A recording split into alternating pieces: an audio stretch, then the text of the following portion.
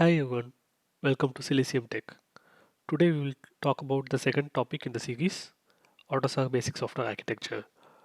As you can see, this is the basic software architecture from AutoSAR, and you can see that there are a lot of different modules. So this level of modularity is needed for the software to be reusable, scalable, and it also provides abstraction.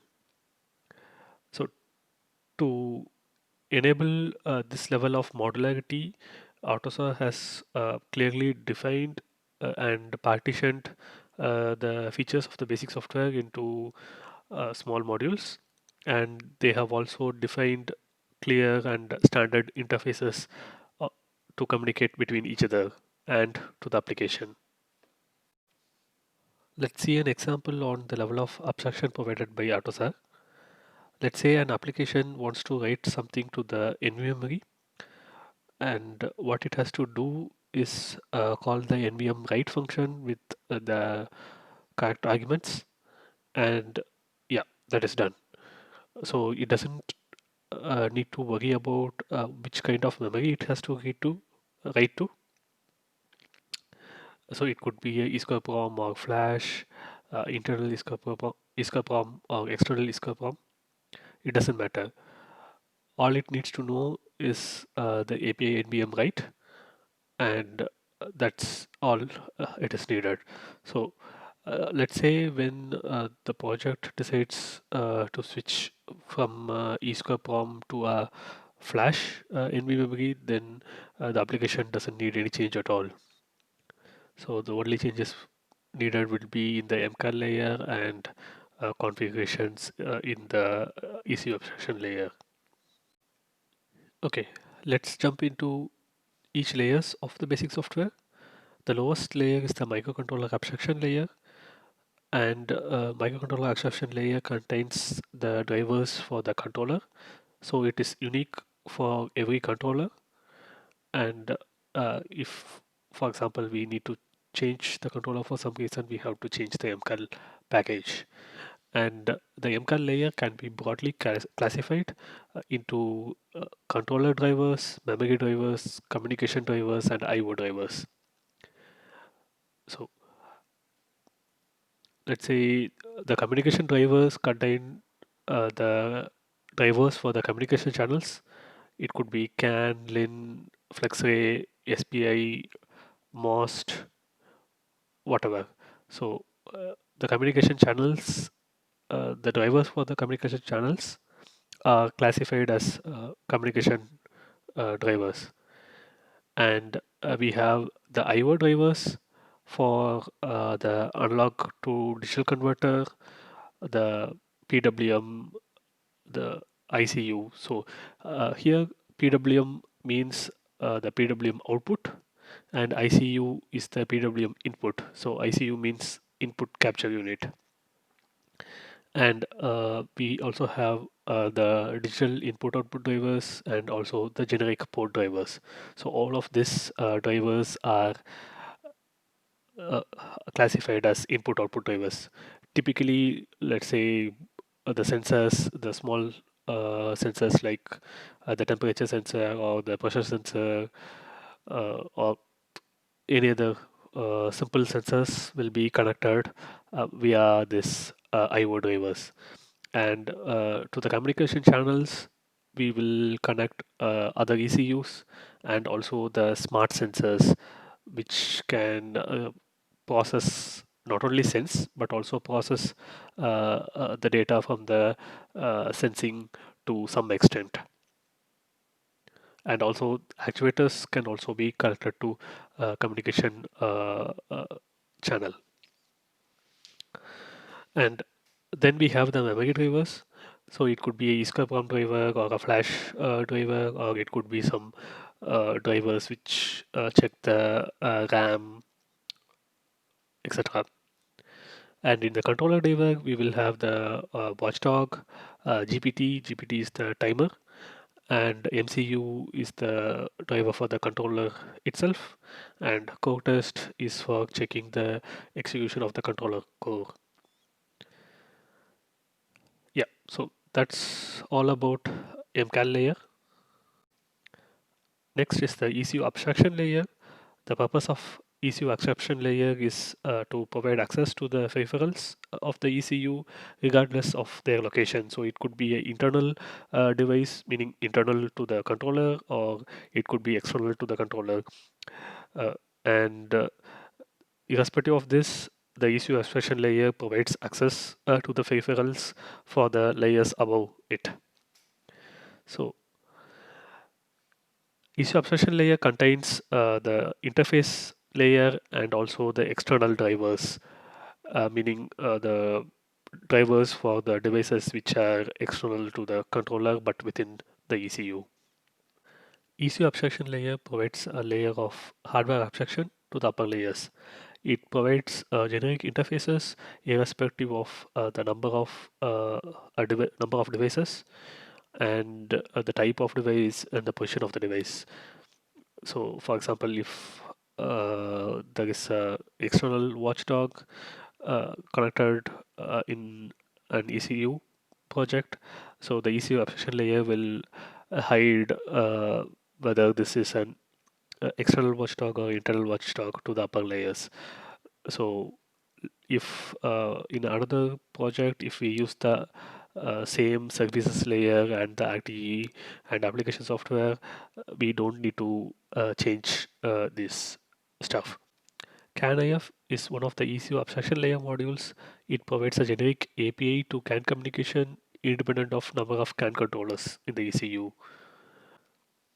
And apart from the abstraction, the external drivers, which are a part of ECU abstraction layer. So these external drivers typically uh, communicate with the external world via the MCAL layer. So for example, if we have an external watchdog, it could connect to the external watchdog via an SPI bus. ECU abstraction layer consists of the three parts: communication abstraction, memory abstraction, and onboard abstraction. And in communication abstraction, we have the CAN interface, Ethernet interface, FluxRay, LIN interface, and TT-CAN interface. Let's say a new communication channel is invented, then let's say it's XYZ, then we will have a module named XYZIF. And apart from this interface layer, we also have the external drivers. So for example, the CAN transceiver driver and the Ethernet transceiver driver, FlexRay transceiver driver. So this transceiver are located external to the controller, and these drivers help them communicate. And next one is the memory abstraction. So the memory abstraction contains the MEMIF layer, which is the abstraction layer, and we also have the ESCOPROM emulation and ESCOPROM abstraction layers. So the ESCOPROM emulation layer or the FEE layer, this is used for the flash to be used in a way which is emulating the functionality of ESCOPROM. So the reason why Flash is used similar to ESCOPROM is because this serial ESCOPROM is typically costly, but the Flash is very cheap. So many companies try to use the Flash instead of ESCOPROM. And this FEE layer is used to provide this emulation functionality. And the ESCOPROM abstraction layer is the layer for the actual serial ESCOPROM. And the MEMIF provides the MEMIF comes in top of the FEE and EA, and it provides the level of abstraction to the services layer. And then we have the onboard abstraction. So this is related to the watchdog interface and IO abstraction. So IO abstraction meaning the ADC interface or the PWM interface, etc. Next is the services layer. It provides services like operating system services, networking services, diagnostic services, and ECU services. So the services layer could be classified broadly into system services, communication services, and memory services. We will look at each of these below. So the system service are a group of modules and functions which can be used by all the other layers. This layer is partly dependent on the ECU, but it is independent of the microcontroller. So you can see here, this is the list of system services. The diagnostic event manager, this is responsible for storing the errors which are occurring in the ECU, otherwise called as diagnostic events. And it also stores the freeze frame data. Freeze frame data is supporting information for the errors.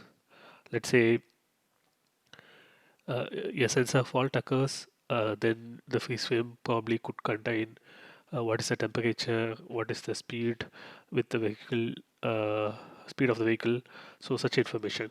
So all these informations are handled and stored by diagnostic event manager. This is needed for the debugging of the faults in the vehicle, and also this is also needed for legal reasons. Then we have the diagnostic log and trace. So this provides a mechanism to log some user-defined messages and uh, trace the errors. Development error tracer is the next one. So this provides a mechanism to trace development errors in the basic software. As the name suggests, this is mainly used during the development phase of the software and for the internal testing. Then we have the function inhibition manager, which is used to inhibit some functions in case of some errors. The diagnostic event manager DEM and the function inhibition manager FIM works in relation to each other. So if DEM is used to log error, let's say it is logging an error which corresponds to vehicle speed not getting recognized properly, then the FIM can be used by the application to inhibit function like reducing the torque produced by the engine so that the vehicle does not accelerate beyond some speed. Watchdog Manager provides the services to switch on the watchdog and monitor a particular function. Next is the memory services. Memory services currently consist of only one module, the NVRAM Manager. This is responsible for storing the data to the non-volatile memory and retrieving the data, checking for the data reliability, like creating checksums, and also storing the data in the RAM and restoring it to the non-volatile memory. Next is the communication services. So the main module here starts with the AUTOSAR COM. AUTOSAR COM is responsible for passing the PDU between the application and the below layer. So PDU is called Protocol Data Unit. It has a specific format. We will look into the format of the PDU in the later videos. For now, we will just see how it is transferred. So let's say application is providing data to be sent out to any communication interface, let's say CAN. Then it comes via RTE to AUTOSAR COM, and the AUTOSAR COM formats this data into a PDU unit and send it to the PDU router, and the PDU router then routes it to the corresponding communication device. So if it is CAN, then it sends to the CAN drivers, and if it is let's say Ethernet, then it uh, routes it to the Ethernet drivers. So and in the other way, the AUTOSAR COM receives the PDU from the PDU router and it unpacks and gets the data and sends it to the application. The PDU router is responsible for routing the PDU to the respective bus interfaces. And next we have the state manager. So here this is shown as a FlexRay state manager. It could be anything. If we have CAN, then it's a CAN state manager, depending on the communication channel used. So the state manager is responsible for interacting between the hardware abstraction communication hardware abstraction layer and the system services layer, and this controls the flow for the respective bus. So here the FlexRay, in case of CAN, it is CAN bus. And then we have the network manager, and this is responsible for, in case of CAN, this is responsible for transitioning between the normal operation and bus sleep operation. And this also uh, access interface between the interface layer and the services. Then we have the transport layer. Transport layer, in case of CAN, uh, is used for transferring bytes, which are, or the CAN messages which has a data length of more than 8 bytes. The diagnostic communication manager is used for providing diagnostic services. For example, the UDS protocol. So for the people who are not much into diagnostics, so in the service station or in the plants, uh, a tester is used to test the car to check for the defects, and we can give some messages, or otherwise called, we can send some routines to get some data, or we can also send some instruction to make the car to perform some action. So these things are used to uh, check the vehicle. For example, we can give a reset routine via the tester so that the ECU gets reset, and probably the fault is gone. We have multiple other services as well, like flashing service, which could be used to flash the ECU, which is typically done in the plants. And we also have services to see the error memory and what kind of faults are stored, and based on what kind of fault it is, we can find which component could be defective.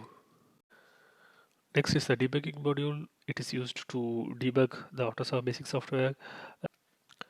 Irrespective of the efforts which are put into the development of AutoSAR, some of the basic software cannot be developed in this modular way. So these software are developed as complex drivers. So these are just one single units which cannot be split into modules. We could have multiple reasons why it is done that way, but we will see about those in the later videos. We have now come to the end of the video. I think we have discussed about the basic software architecture in a little bit of detail. If you have any questions, you can leave it in the comments. I will try to answer them. Please do subscribe and share the video.